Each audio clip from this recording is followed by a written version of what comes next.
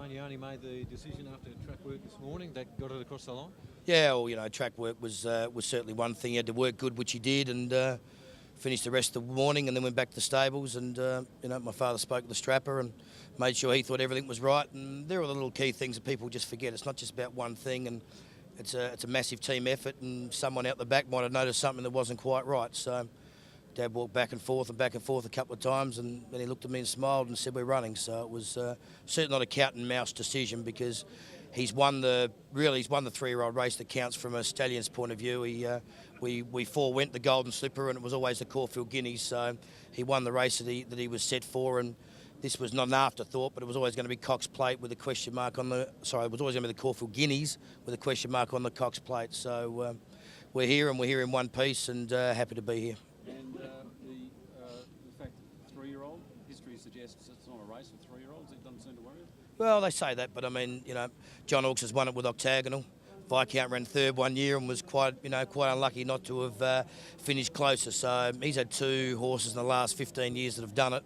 No one else has got a runner in the race that can, I suppose, not boast, but say that. So one thing is, Tony, John Hawkes knows what it takes to win the race with a 3-year-old, and he ain't just there to see the colours run round, that's for sure.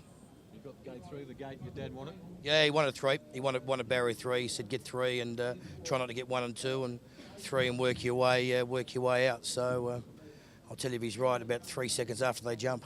Were you surprised when Gate took 11? No, not really. I probably thought maybe More Joyous wanted to jump and go forward. You know, I don't know More Joyous that well, but maybe she gets fractures in the barriers. She's going to be loaded late. I'm not really sure. You'd have to ask Gay that, but it certainly does create a bit of intrigue the way they do the barrier draw, because if you're up first like Gay was, she had open slather. Can you see this as a rematch with Piero, or is it a whole different ballgame? No, it's a whole different ball game, but I'd love to see Piero have the perfect run, let us have the perfect run, and let the 2 of them fight out with 100 to go. I reckon that'd be great for me, but it'd be great for racing. Racing would be the winner. The race should be run to suit him, big field, fast tempo. Well, that's what he hasn't had in Sydney. He hasn't had the fast tempo races, and they've just been trot, walk, canters and sprint home, and his last 600's nearly been as good as any in all the races that he's run in. So, you know, the Cox Plate is a race that's, well, first of all, you've got to get past running the 2000, which we're pretty sure he will. No one ever knows, but we're pretty confident he will. And you know, if he can get in a nice cart home like he did in the Caulfield Guineas, he's going to take a bit of beating.